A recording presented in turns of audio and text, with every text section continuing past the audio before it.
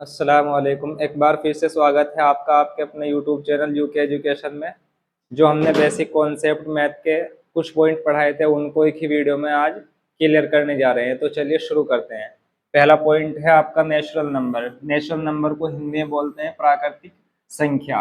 प्राकृतिक संख्या की डेफिनेशन किस तरीके से बताई गई थी एक बार और देखेंगे कि ऐसी संख्या जो गिनती के लिए यूज की जाती है यानी गणना करने के काम आती है। ऐसी संख्या जो गिनती के लिए यानी काउंटिंग के लिए यूज की जाती है, उपयोग की जाती है,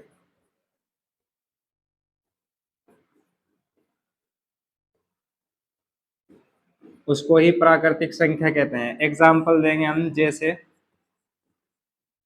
अब ये देखो कि आप काउंटिंग कहाँ से स्टार्ट करते हैं, वन से, क्लियर, टू, इसी तरीके से फिर थ्री आएगा, फोर, फाइव, सिक्स, सेवन, और ये इस तरीके से कहाँ तक जाएंगे हम, अनलिमिटेड तक आप काउंटिंग करते जाओ, आप थक जाओगे। लेकिन प्राकृतिक संख्या, नेचुरल नंबर ऐसे हैं जो कभी भी खत्म नहीं होंगे, इसलिए इसको इस सिंबल के द्वारा दर्शाया गया कि ये इनफाइनाइट और अनलिमिटेड या अनंत तक आप इसको काउंट कर सकते हैं। दूसरी चीज आपका होल नंबर है। होल नंबर को हिंदी में बोलेंगे पूर्ण संख्या। इसकी डेफिनेशन कैसे देंगे, प्राकृतिक संख्या में जीरो को ऐड कर दो। प्राकृतिक संख्या में प्राकृतिक संख्या में जीरो को ऐड करने से, जीरो को ऐड करने से प्राप्त संख्या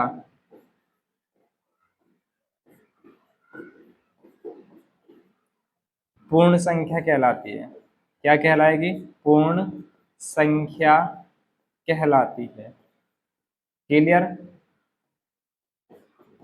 अब इसके एग्जाम्पल देखोगे आप। नेचुरल नंबर आपके पास कौन कौन से हैं, नेचुरल नंबर की तो काउंटिंग जो आप स्टार्ट करोगे 1 2 3 4 5 6 7 और अनलिमिटेड तक, बस इसमें क्या करना है आपको, जीरो को क्या करना है, जीरो को शामिल कर देना है। जीरो को ऐड करेंगे तो आपका नेचुरल नंबर ही क्या बनेगा, ये होल नंबर आएगा। अभी एक क्वेश्चन यहाँ ये उठेगा कि नेचुरल नंबर जितने भी है क्या वो होल नंबर है, तो आप बताओगे कि जितने भी नेचुरल नंबर है वो सारे के सारे होल नंबर है। लेकिन अगर ये कहा जाए कि जितने भी होल नंबर है वो सभी प्राकृतिक संख्या अर्थात नेचुरल नंबर है, तो ऐसा नहीं है, क्योंकि जीरो को छोड़कर जितने भी होल नंबर है वो नेचुरल नंबर प्राकृतिक संख्या के अंतर्गत आएंगे। लेकिन आपका जो जीरो होगा वो होल नंबर होगा, लेकिन आपका वो नेचुरल नंबर नहीं होगा। नेक्स्ट पॉइंट देखते हैं। अभी एक पॉइंट बीच में आया, एचसीएफ। एचसीएफ को हिंदी में बोलेंगे शॉर्ट फॉर्म में से, और इसकी फुल फॉर्म क्या होगी, हाईएस्ट, पहले इसकी फुल फॉर्म लिखेंगे, हाईएस्ट कॉमन फैक्टर। इसको हिंदी में क्या बोलेंगे, में से की भी एक बार फुल फॉर्म देखेंगे, महत्तम समापवर्तक। इसको अच्छे से क्लियर करेंगे, समापवर्तक। इसको शॉर्ट फॉर्म में से बोलेंगे, और इंग्लिश में इसी को इसका शॉर्ट रूप क्या होगा, एचसीएफ होगा। लेकिन इसको क्या बोलेंगे, इसकी full form highest common factor महत्तम समापवर्तक। अभी देखेंगे कि हाईएस्ट कॉमन फैक्टर में से, एचसीएफ या महत्तम समापवर्तक किसे कहते हैं। अभी आपने दो पॉइंट लिए, इसकी डेफिनेशन कुछ इस तरीके से लेंगे कि आपको देखना है कि जो दो पॉइंट लेने पे, दो या दो से अधिक पॉइंट लेने पर जो कॉमन पॉइंट आएगा उनमें निकल करके उसको ही आप में से बोलेंगे। जैसे एग्जाम्पल दिया, तीन तिया नौ, तीन से कैंसिल हुआ, तीन ही कम तीन। अब एक तीन था, तीन ने तीन को कैंसिल कर दिया एक बार। इसके फैक्टर में क्या चीज ऐसी है जो आपकी कॉमन है, तो तीन क्लियर। तो नाइन का और थ्री का जो एचसीएफ होगा, क्या होगा, एचसीएफ होगा वो थ्री होगा। क्लियर। नेक्स्ट पॉइंट देखते हैं। अब आपका है एलसीएम। एलसीएम को हिंदी में क्या बोलेंगे, लेस है। इसकी फुल फॉर्म क्या होगी, लोएस्ट कॉमन मल्टीप्लाई। इसको हिंदी में क्या कहेंगे, लघुत्तम समापवर्तक।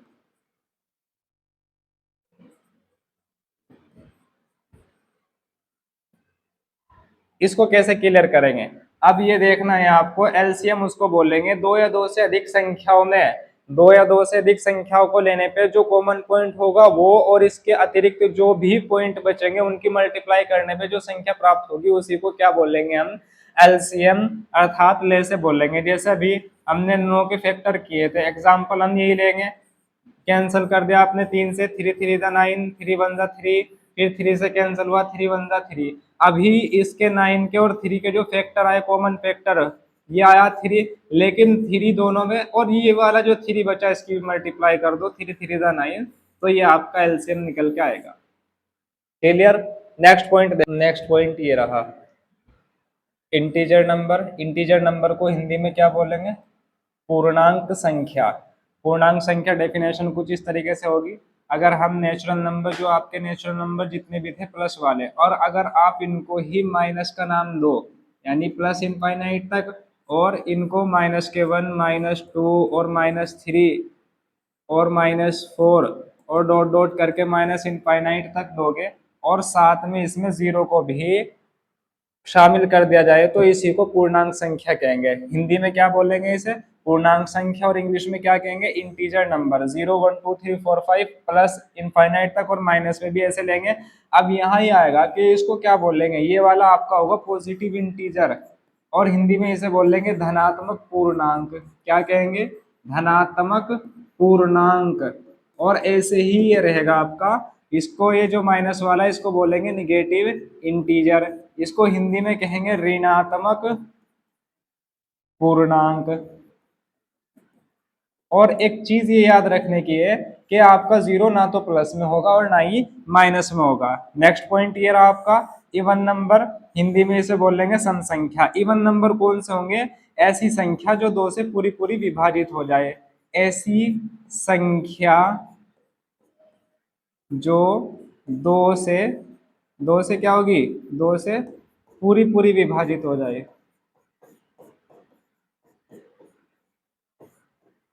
दो से पूरी पूरी विभाजित हो जाए, उसको क्या बोलोगे आप, उसको कहोगे आप इवन नंबर यानी सम संख्या। जैसे 2 4 6 8 10 12, और ये भी कहाँ तक जाएंगे आपके, अनलिमिटेड तक जाएंगे। तो नेक्स्ट पॉइंट देखते हैं। अब है आपके पास और नंबर, और नंबर को हिंदी में क्या कहेंगे, विषम संख्या। ये सम संख्या और विषम संख्या दोनों एक दूसरे के अपोजिट, ऐसी संख्या जो दो से पूरी पूरी विभाजित ना हो। सम था तो दो से पूरी पूरी विभाजित हो रही थी, लेकिन ये वाला ऐसी संख्या जो दो से पूरी पूरी विभाजित ना हो, जो दो से पूरी पूरी विभाजित ना हो, विभाजित ना हो,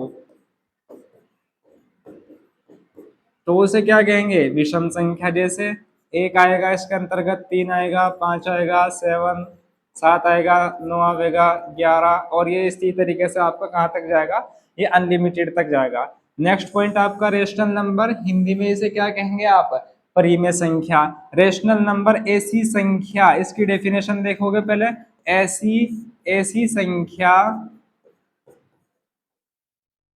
जिसे P अपॉन क्यों के रूप में, जिसे P अपॉन क्यों के रूप में लिखा जा सकता है। किस में लिखा जाएगा, के रूप में लिखा जा सकता है।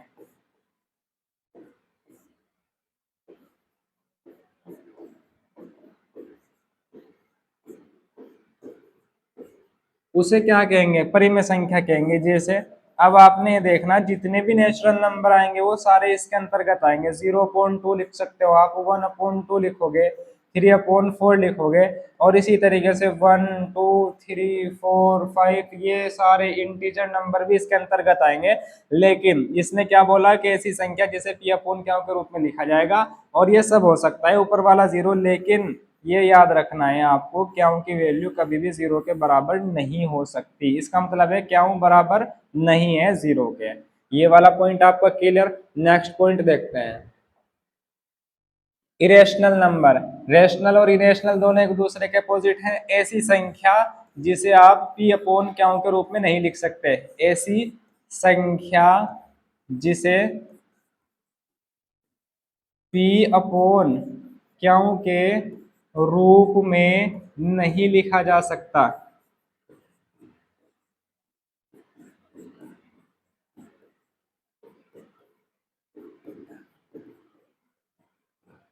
जैसे रूट के अंदर वाले नंबर √2, √3 और √5 4 नहीं लेंगे, क्योंकि 4 का जो स्क्वायर रूट होगा वो 2 होगा, और वो 2 जो है वो नेचुरल नंबर है, इसलिए वो रेशनल नंबर हो जाएगा। √2, √3, √5, √7 आ सकता है इसके अंतर्गत, और ऐसे ही चलते रहेंगे। जैसे ये हुआ पाई, और एक हो गया एक्सपोनेंट जो ई की पावर में, और ये जो थीटा लिखा जाता है, ये सारे के सारे क्या होंगे, अपरिमेय संख्या होंगे। नेक्स्ट पॉइंट देखोगे आप, रियल नंबर, इसको हिंदी में क्या कहेंगे, वास्तविक संख्या। ऐसी संख्या जो रेशनल और इरेशनल नंबर का ग्रुप यानी समूह होता है, जो रेशनल, परिमेय और अपरिमेय संख्याओं का समूह, परिमेय और प्लस में किसका, अपरिमेय संख्याओं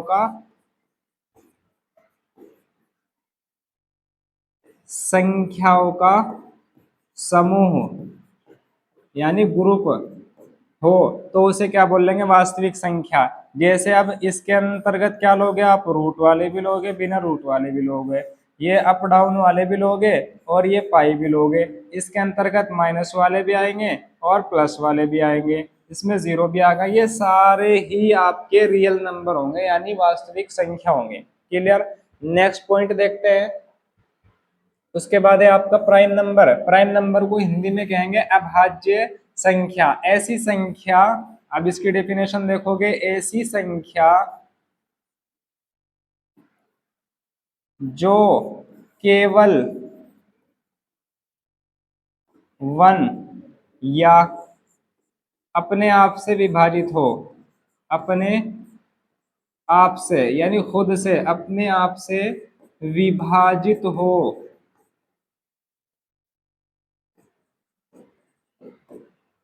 अभी देखेंगे कि ऐसी संख्या जो 1 से कैंसिल होगी या किससे कैंसिल होगी, अपने आप से कैंसिल होगी, तो उसी को क्या बोल लेंगे, अभाज्य संख्या। एग्जाम्पल में देखोगे आप, तो इसमें सबसे छोटी अभाज्य संख्या कौन सी आएगी, जो स्टार्टिंग होगी 2 से, 2 के बाद 3, 3 के बाद 5, 5 के बाद 7, 7 के बाद 11, और फिर उसके बाद 13 आएगा, और फिर उसके बाद 17, 19, ऐसे चलता रहेगा। अभी देखो 2 सबसे छोटी अभाज्य संख्या है, और विषम विषम अभाज्य संख्या कौन सी होगी आपकी, यहाँ अगर विषम और साथ साथ अभाज्य संख्या की बात करें तो 3 है सबसे छोटी विषम अभाज्य संख्या। और जो उसकी बात करेंगे सबसे छोटी संख्या, सबसे छोटी सम अभाज्य संख्या, तो ये कौन सी होगी आपकी, 2 होगी। तो इसी तरीके से आप देखोगे कि इसको किस तरीके से आंसर दोगे, ऐसी संख्या जो केवल अपने आप से या 1 से विभाजित होगी, अभाज्य संख्या कहलाएगी। ये वाले सारे नंबर आएंगे, और याद रखना है कि 2 सबसे छोटी सम अभाज्य संख्या है, या खाली ये कहें, सम भी ना कहें कि सबसे छोटी अभाज्य संख्या, तब भी 2, सम की बात करेंगे तब भी 2, और ये विषम संख्या। अभी जो प्राइम नंबर अभाज्य संख्याओं में आएंगे, सारी के सारी विषम संख्या आएंगी, लेकिन 2 ऐसी संख्या है जो सम होने के साथ साथ अभाज्य संख्या भी है। नेक्स्ट पॉइंट देखोगे, कंपोजिट नंबर, इसको बोल देंगे भाज्य संख्या। इसकी डेफिनेशन ऐसे होगी, ऐसी संख्या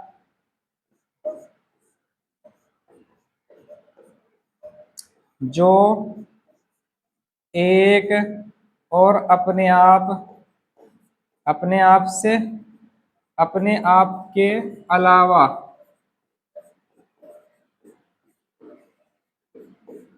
किसी से विभाजित हो जाए। क्या हो जाए,